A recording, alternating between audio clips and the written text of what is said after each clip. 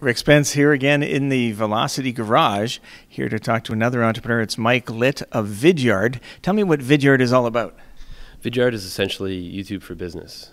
So a lot of businesses want to put video on their websites. They want to put video on YouTube, Twitter, and Facebook, but they don't know how to do that.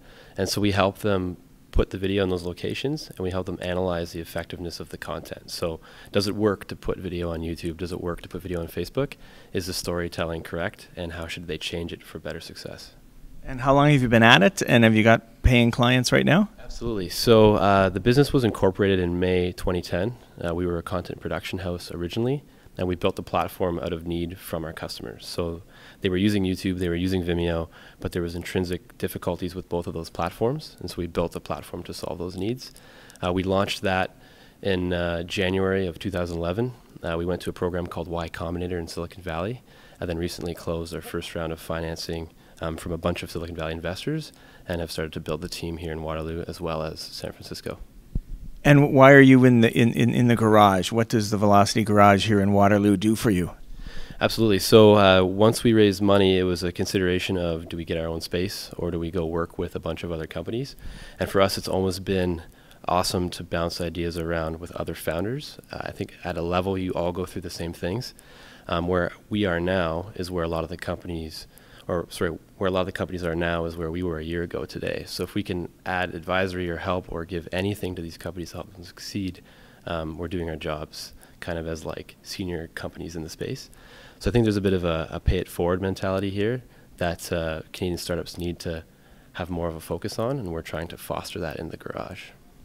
So tell me what it is you think Startup Canada might be able to do or try and a problem it might work on in order to improve the climate for startup entrepreneurs.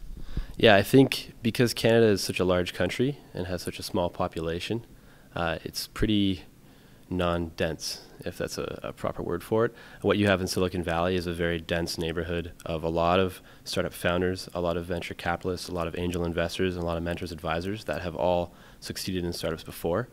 In Canada, you get these little pods.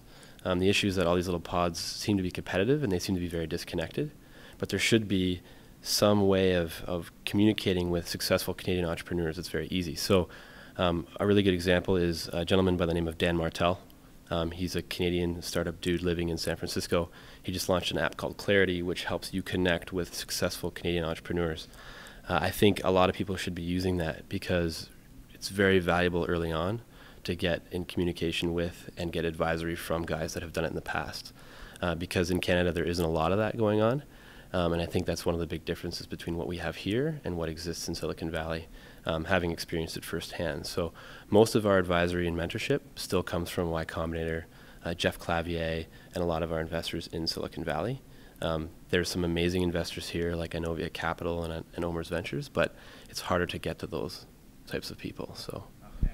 Perfect. Mike Litt, good luck with Vidyard. Yep. We'll talk to you again.